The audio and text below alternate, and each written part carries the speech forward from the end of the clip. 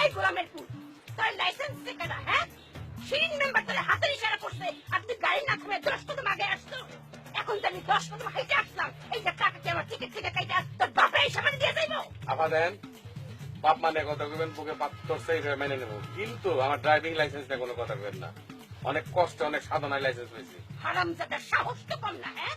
তুই আমার লাগে মজা ল। শোন, তোর এই লাইসেন্স আমি এই রুটে বাতিল করলাম। আগামী ইলেকশন আগ পর্যন্ত তুই এই রোড দিয়ে গাড়ি চালাতে পারবি না। বাংলাদেশের অনুযায়ী কিন্তু সেখানে চালা। আপা সিট খালি আছে, ঠান্ডা মাথায় বলেন। এই ইসমাইল, এই আবার ঠান্ডা ঠান্ডা এনে দে। এখন ঠান্ডা কই? এই সেলিম, সামনে আসো তো দেখি। আসো আসো। মজা, এটা দেখি শক্ত শক্ত চুল। এই, এইরকম ঘোড়ার লেজের মতো চুল করছো কেন? তোমার বাপ মা তোমার কিছু বলে না? আরে তোমার বাপ মারে ধরে তো তুই জানি উচিত, হ্যাঁ? ছেলে এরকম ঘোড়ার লেজের মতো চুল করে ঘুরে বেড়াইতেছে। যাও, বাস থেকে নামো। 1 মিনিট সময় দিলাম, যেমনে করে সেমনে চুল কালো করে নিয়ে আসবা। যাও, কিন্তু 1 সেকেন্ড তোমার জন্য বাস দাঁড়াইবো না। যাও, আমি কিন্তু বলতে আরম্ভ করলাম। 1, 2। আপা এটা কি মোর কথা কইলেন আপনি? 1 মিনিটে চুল কি কালা করা সম্ভব? সম্ভব না। তাছাড়া আমার মনে হয় না আশেপাশে কোনো সেলুন আছে, আর সেলুন থাকলেও তো লাইনে বসে থাকুন লাগবো, বুঝছেন? এই ড্রাইভার সাহেব, একদম কিন্তু চুপ, নালে কিন্তু তোমার ঘাট ধরে নামায়া আমি গাড়ি চালাই নিয়ে যাবো।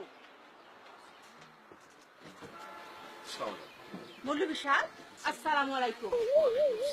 আপনি সিটে বসে আছেন কেন?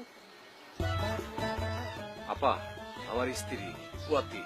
আপনি নিজে তো আর পথই না। যান, ছেলেদের সিটে বসেন, আমি এইখানে বসবো। ওঠেন, আপা এই সময় ওঠেন বলতেছি। আমি দেখবো, আপনি যান, ওঠেন। সাবধান, আল্লাহ ভরসা আপা। ওয়ালাইকুম সালাম। দেখে রাখেন। এই, তুমি এরকম বেসরমের মতো বাতের মধ্যে বসে আসছো কেন? লাস্ট আমি দুনিয়াতে ইচ্ছা গেছি।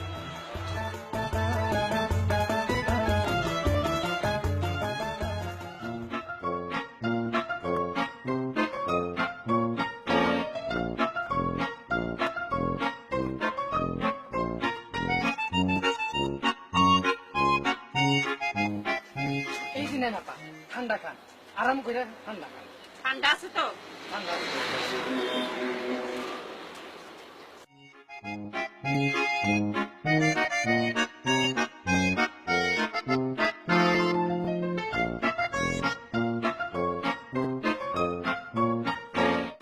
এই তো, এখন তো কত সুন্দর দেখা দিতেছে। বসো। এই লাইসেন্স বাতিল হওয়ার ড্রাইভার, গাড়ি চালাও। আরে বসো তুমি।